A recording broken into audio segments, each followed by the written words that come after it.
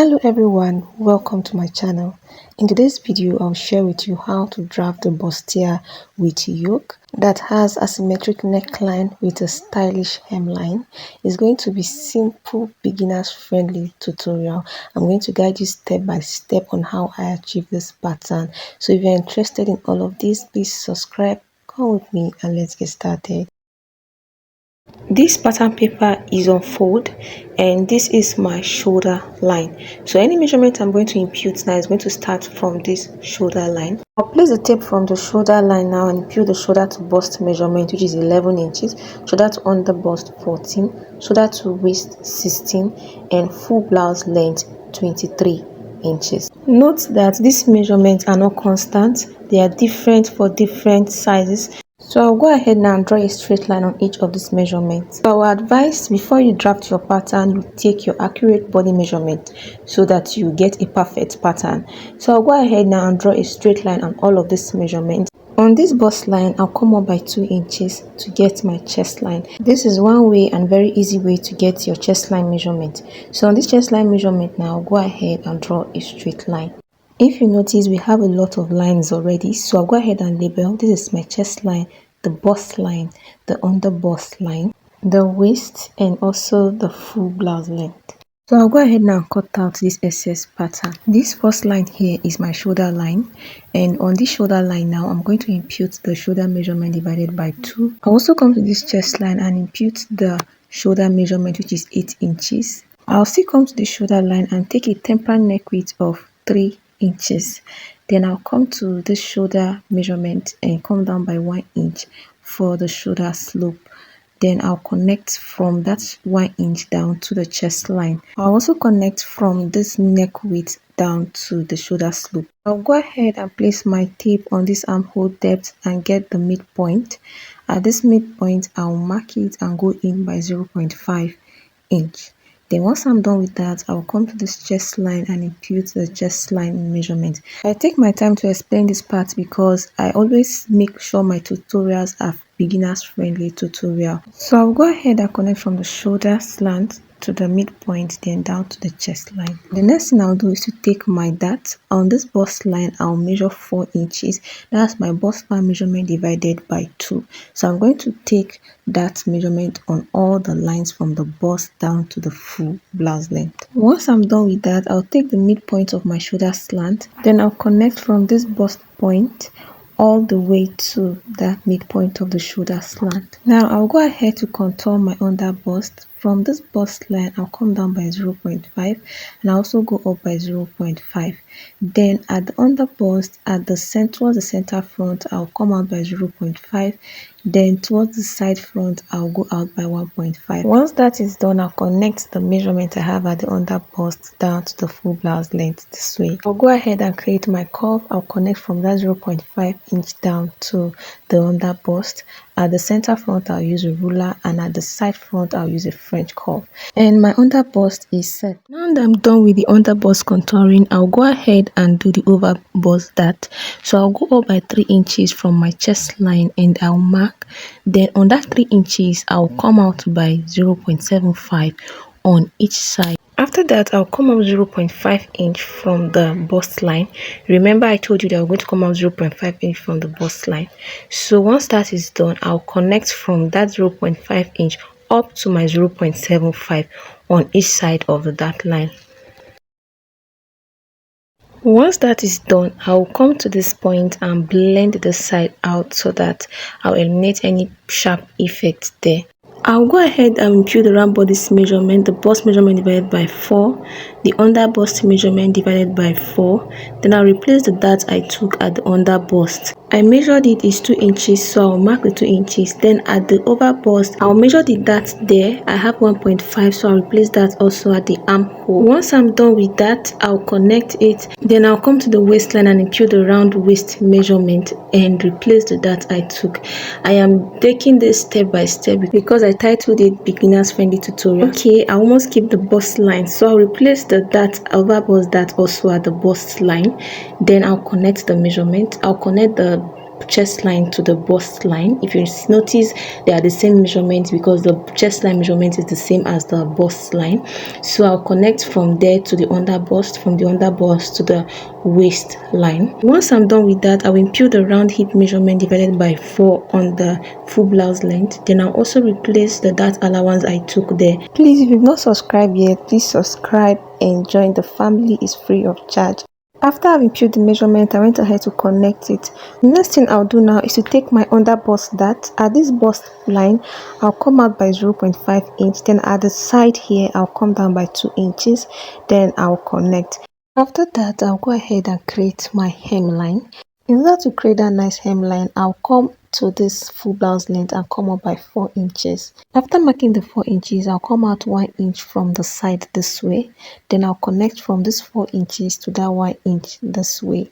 Once I connect the points together, then I'll turn my French curve this way and connect from that 4 inches down to the full blouse length this way. And my hemline is ready, guys. And that is all for the hemline. I'll add my sewing allowance now.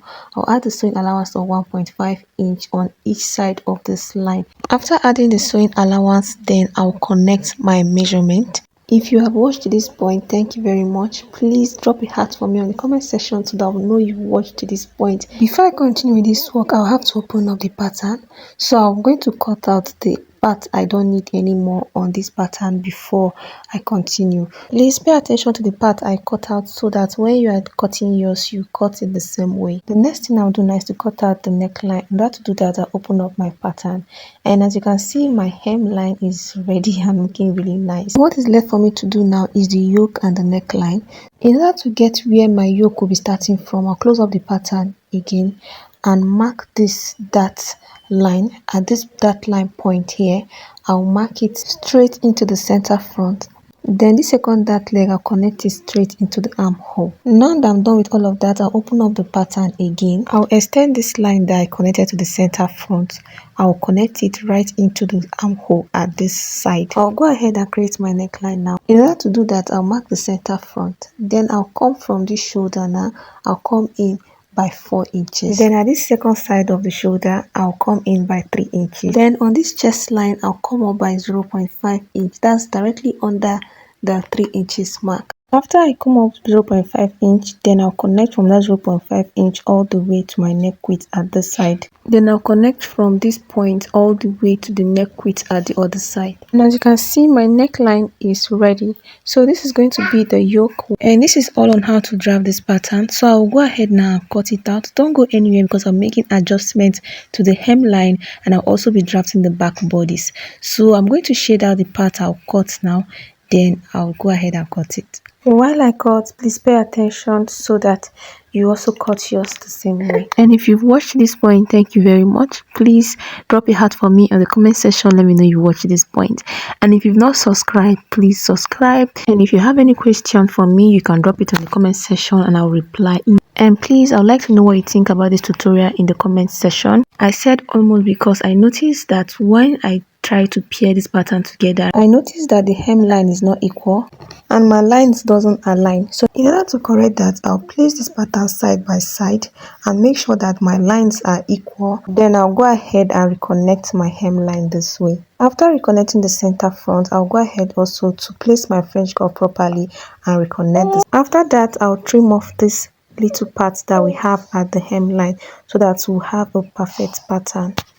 This is what our pattern looks like. This is the yoke, this is the center front, and this is the side front. And I hope you love what you see. Don't go anywhere because we'll be drafting the back bodice. This is the pattern paper I'll use for the back bodice, and I'm gonna head to draw the straight lines that I'll be needing for this work. This is the shoulder line, and this is also the zipper allowance. This is the bust, the underbust, the waist, and the full blouse length. So now I'll be needing the chest line. In order to get the chest line, I'll come up 2 inches from the bust line.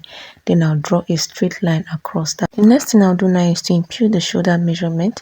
The shoulder measurement divided by 2. Any measurement I'll impute will be from the zipper allowance. I'll also go ahead and mark the neck width of 3 inches. That's the same neck width as the front. Then at this shoulder measurement, I'll come down 1 inch for my shoulder slope and connect from the neck width to that 1 inch. After that, I'll come to the chest line and also take the shoulder measurement, and I'll connect from the shoulder slant down to that chest line measurement. After that, I'll place my tape on this armhole depth and mark the midpoint. Then I'll also impute the chest line measurement, which is the bust circumference divided by 4. Then I'll connect from that midpoint to that chest line. The next thing I'll do now is to take my dart. I'll come to this chest line and impute my dart measurement, which is my bust span measurement divided by 2. I'll mark that on all the lines. Then I'll connect it.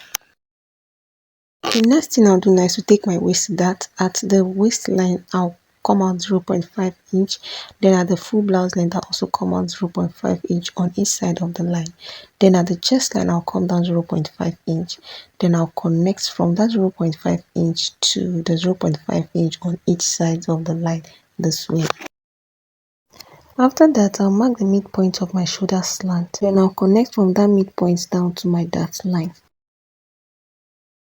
From the chest line now, I'll come up 3 inches. Then I'll draw a straight line across that 3 inches.